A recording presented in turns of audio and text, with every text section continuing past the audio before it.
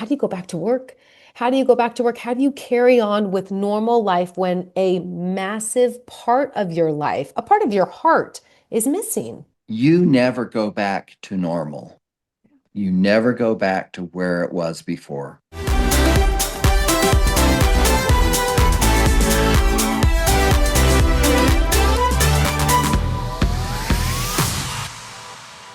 Welcome to MOMCAST. I'm Emma Jade. Now we're going on week 5 in the search for Nancy Guthrie. No suspects, no DNA matches. We haven't had a news conference in weeks.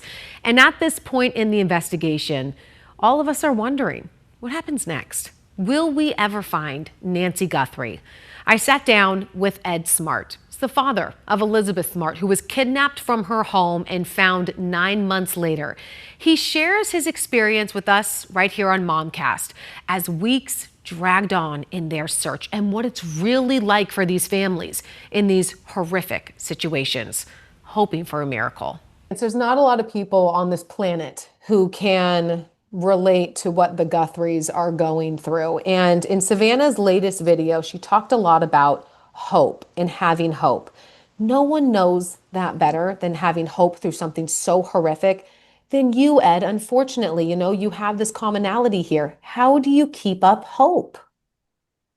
For me, I literally had a feeling inside that Elizabeth was out there. So, regardless of everyone in the world, I would hear occasionally, how does he think that she's ever still out there? But I did have this feeling inside that she was there and that we could not stop. And, there were certainly times where things were very difficult and you just wanted the whole thing to be over with. God, please bring this to an end, whatever is going to happen. And following that, I would get this feeling again that she was still out there and that we had to do everything that we could to try and find her. Um, you know, Certainly law enforcement are doing everything that they can do to try and find her. I was so fortunate to have all of my siblings. My brothers were just out there in law enforcement's face. And we had a private investigator help us once. We had Henry Lee from that is a specialist in cold cases, and pulling out all of the stops. I mean, yes, you want law enforcement to do everything that you can. You want to cooperate with them, but sometimes they don't know. And at this point, it's a matter of basically doing everything possible out there to, get a second set of eyes that specializes. I mean, I'm sure that the FBI and the Pima County Sheriff are doing all that they can, but how often do they deal with an abduction case like this? It's kind of rare. The National Center, I believe, as in anyone throughout the country, has more forte in this area. So I would just hope that law enforcement.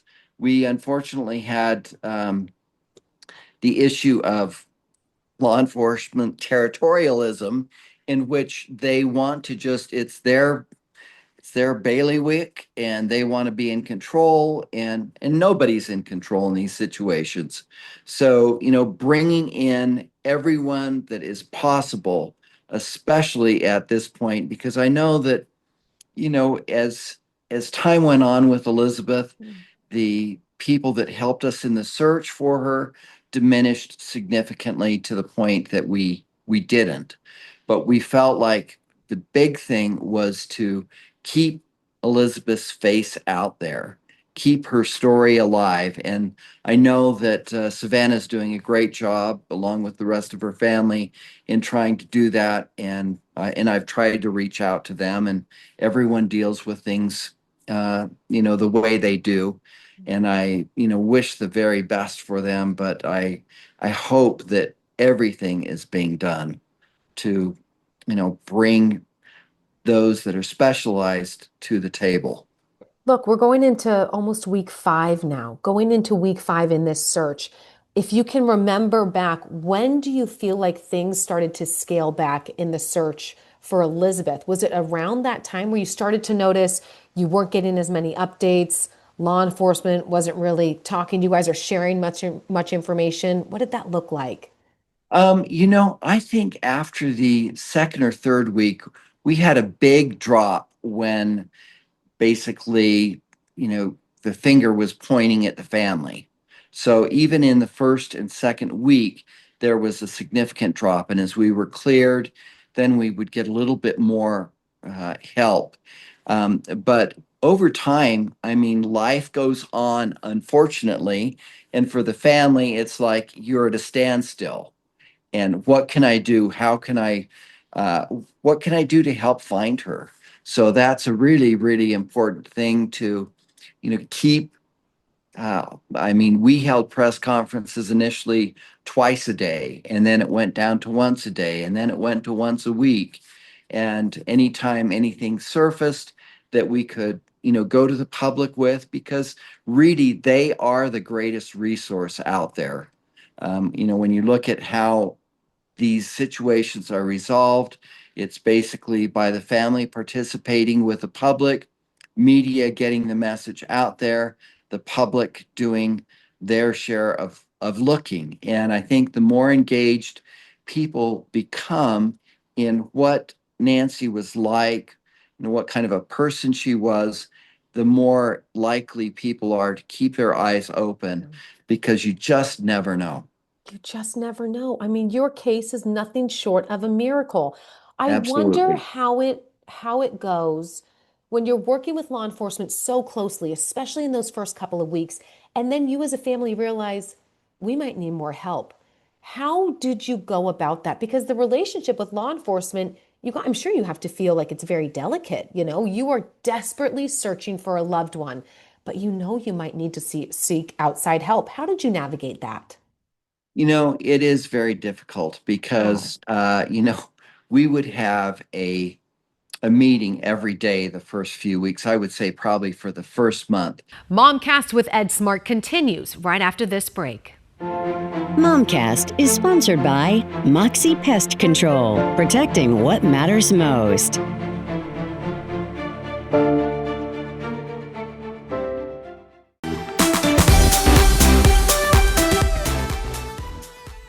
Your case is nothing short of a miracle.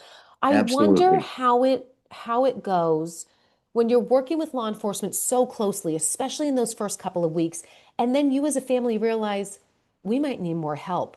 How did you go about that? Because the relationship with law enforcement, I'm sure you have to feel like it's very delicate. You are desperately searching for a loved one, but you might need to seek outside help. How did you navigate that? It is very difficult Oh. because, we would have a meeting every day the first few weeks. I would say probably for the first month, every day we had a meeting where everyone, all of our friends, all of those that were helping us, would get together with us and we would talk about how things are going, what we can do to move forward, what our next step was. We tried to engage, private eyes. We tried to um, follow up on, we would occasionally hear leads ourselves. And sometimes that information appeared to not have been followed up on by law enforcement. And I know that, things are different. It's a different time now than it was back then. Social media is a huge component in getting people to interact on the situation. I would basically echo the FBI's asking that, if you're just thinking things up, please don't send those in as tips. I mean, we had psychics, we had all sorts of people. Even the second day that Elizabeth was gone, a woman came up to our front door or was down in the circle, and law enforcement came up and they said, Ed, would you mind if I look through your house? This woman has said that you've got Elizabeth walled up inside the basement. And I said, please come in and find her. And so, things just get totally out of hand and it's insane and crazy.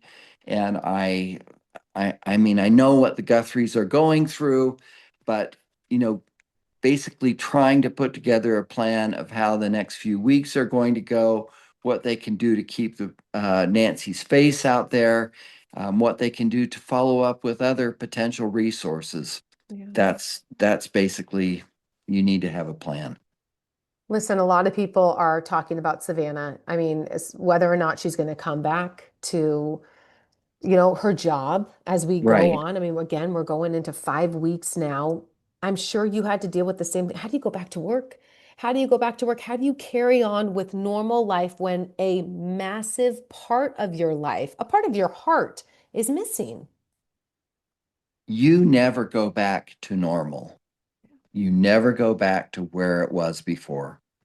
Um, you know, I remember I had to go back to work. I mean, you've got a living to make, you've got commitments to make, and I was fortunate to have a lot of people help me out, as Savannah has had Mhm. at the network, and it's it's something that unfortunately life goes on and you have to re-engage. I remember, feeling like we were standing still. Initially, everyone was moving with us. And then as life moved on, everyone, the diminished search, the diminished help we really felt. Mhm. And you can't change that. I mean, life marches on. People have to keep doing what they need to survive in life. And so it was always a question, what can we do? How do we re-engage? So we felt like we had to do everything that we possibly could do to cooperate with law enforcement, also to follow up on things that we felt maybe weren't looked at closely enough. So but it is very, very difficult. Of course, we are all hoping for the best possible outcome that we find Nancy Guthrie.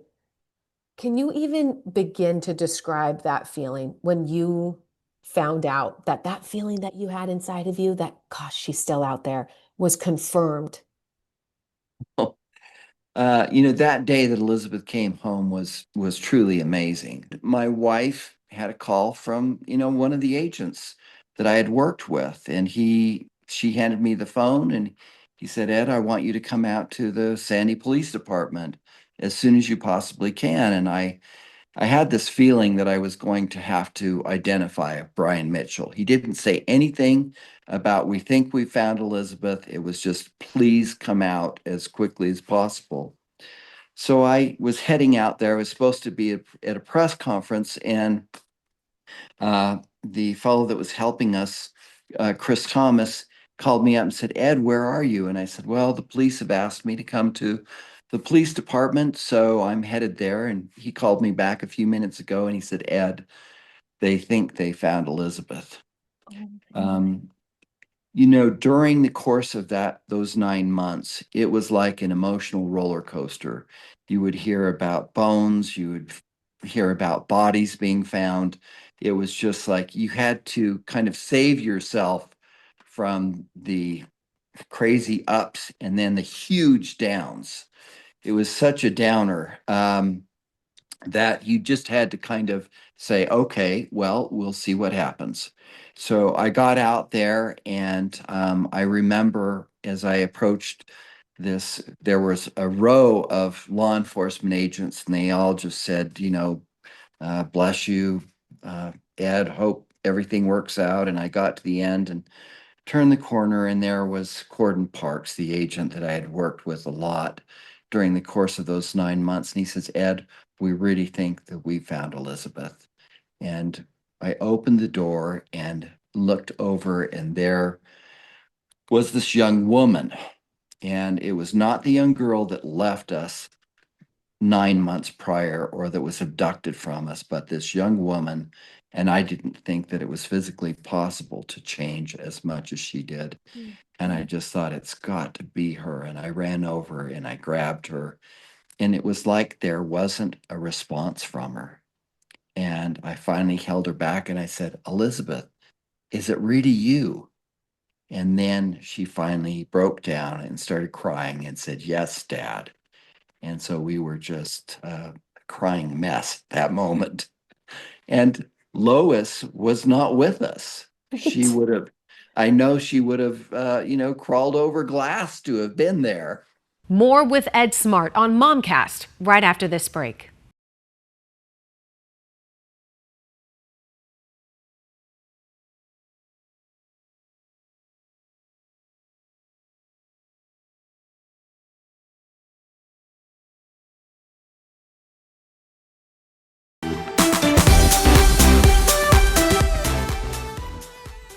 I finally held her back and I said, Elizabeth, is it really you? And then she finally broke down and started crying and said, Yes, Dad. And so we were just a crying mess at that moment. And Lois was not with us. She Right. would have, I know she would have, crawled over glass to have been there. And, but they had just asked me to come out to, they didn't say what. So, but what a wonderful day that was. It was a day of frustration. It was a miracle. And I certainly hope for Savannah and the Guthries that they have a miracle. And you just never know. Ed, what happened to Elizabeth, what happened to Nancy, something in the middle of the night, someone coming into your home. It is what nightmares are made of. And you said it, you are never the same. How do No. you deal with that trauma that a nightmare literally happened to you guys? How do you deal with it? How do you operate in the real world with something that traumatic, Ed?